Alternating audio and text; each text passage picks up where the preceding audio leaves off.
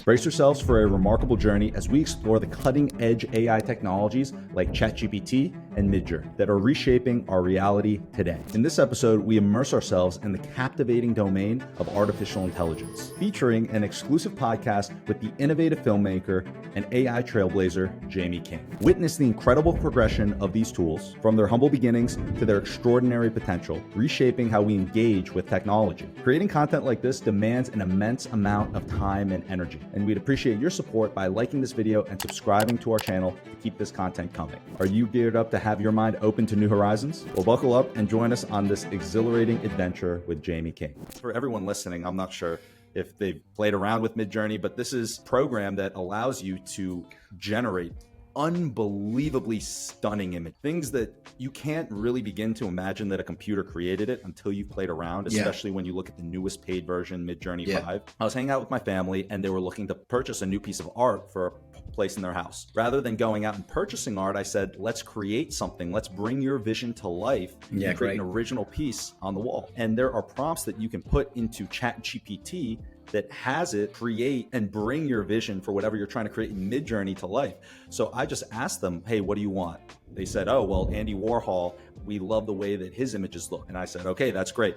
What type of image do you want? They came up with a Chanel bottle. And then we just gave all of this to ChatGPT, not much information, fed it into this prompt, asking ChatGPT to come up with the prompt to act as a stable diffusion model for generating text for Midjourney, the AI art generator. And it created the most detailed, incredible prompt all the way down to the type of camera and lens for Midjourney. And then Midjourney 5, the newest version of generative AI, shoots out this unbelievable creation. It looked like something that Andy Warhol would have created, completely original. And then we just put that into a online, upload an image, they'll create a photo, frame it and send it over. And just like that, they got a new Andy Warhol type image, something that if he was alive probably would have gone for millions of dollars, or not if he was alive. If he had created it in real life, it would have gone for millions of dollars. But it's absolutely. I wanted to go one step further. You know, there's these painting farms in China where they paint. Do you know about these places? I forget the name of it, but I think there's a couple of villages where humans will paint you copies of great masters and Picasso's and Van Gogh and whatever else. And so you send an order and you get back a physically painted by a person. So I wanted to make things on Midjourney and then have them sent to them to be painted, but original. So you end up with an original painting with real brushstrokes. Wow, that's a very interesting idea. But that was 3 years ago. I had that idea, and the AI wasn't good enough at the time. But it was.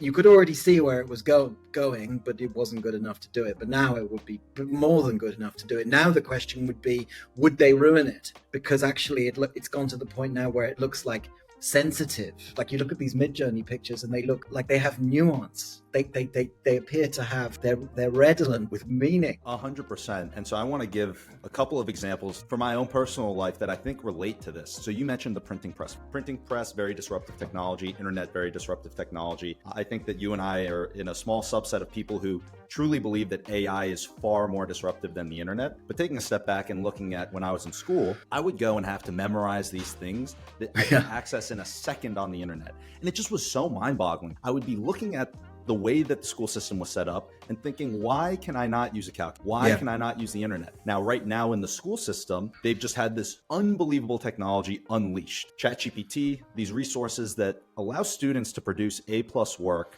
for any level of education by just prompting the AI. And they're not allowed to use it for any of the work that they're doing. It's unbelievable how quickly these models are getting better. Just looking at the difference between 3 to 3.5 and then 3.5 to 4.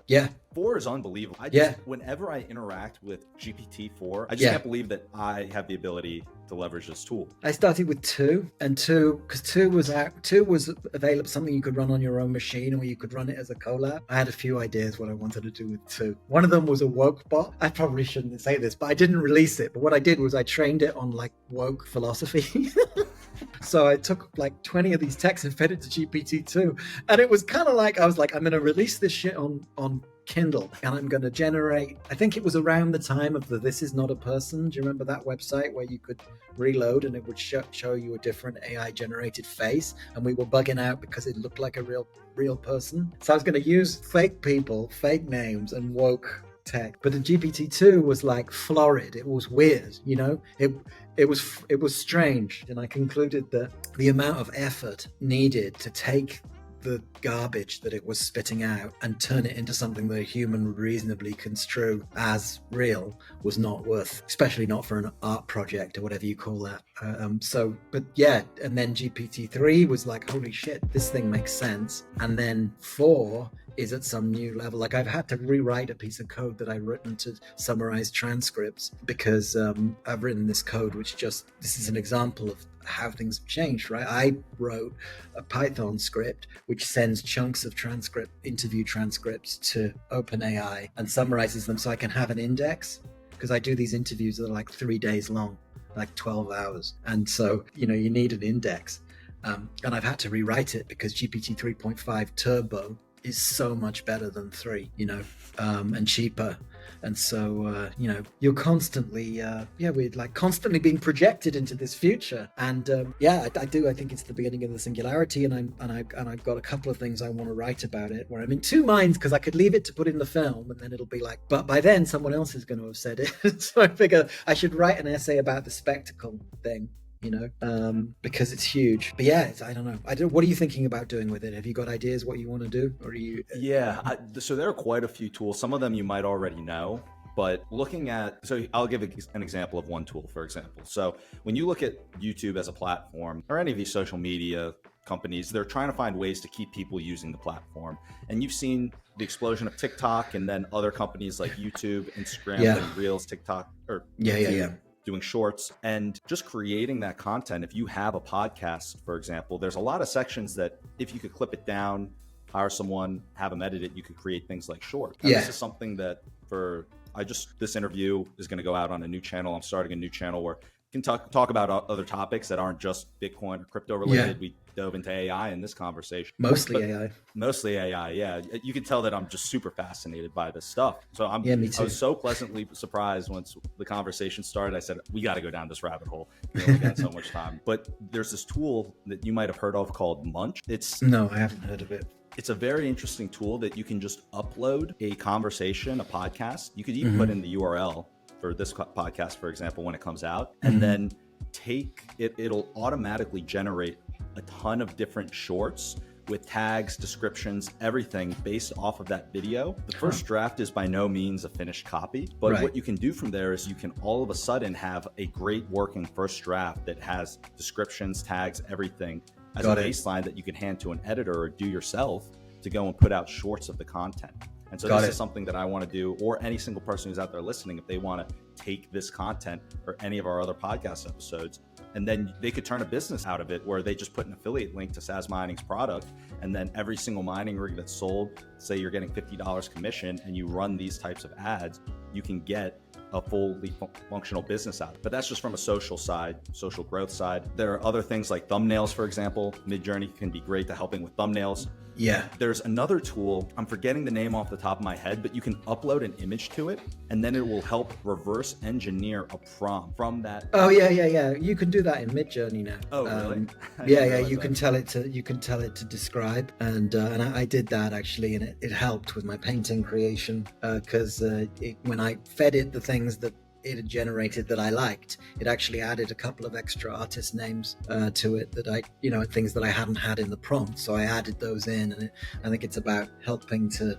narrow it down. What actually I'm going to do is I'm going to get it narrowed down to the point where it's generating images that I like consistently, and then I'm going to use those as a training corpus and fine-tune my own Midjourney. So I've got 100 images that all look, this is kind of the style I want. Then I feed that to Midjourney. Then I've got something that should nail it down to what I want. Then I bring it into Stable Diffusion, and you can paint out, you can mask out bits you don't want, and just tell Stable Diffusion, okay, take a shot at filling in painting, they call it, the blanks, and gradually you can change details. Like I took one guy who was a policeman and changed him into a protester. Take one person who's got a helmet, turn it into a cap. a MAGA cap. And so you're gradually painting this thing yourself. It's like certainly possible to go a long way beyond just accepting what the system gives you. I don't know, man. It's like there's going to be some great new. Like it's interesting. I was talking to my cinematographer about it,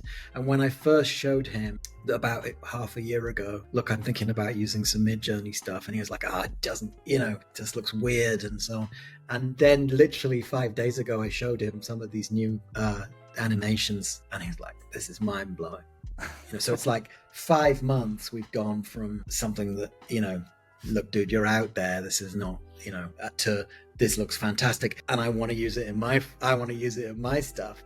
So that like filmmakers are going to be all over this. Does it make any sense to you? Yeah, it does. And overall, I think that this podcast that we just recorded has been my favorite that I've ever recorded. Oh, great. As our journey comes to a close, make sure to stay connected with Sazmining for exclusive news and amazing offers. To join our email list, click the link in the description below. And if you want to know Elon Musk's true views on Bitcoin, you don't want to miss this video right here. Thank you for joining us, and we can't wait to see you in the next episode.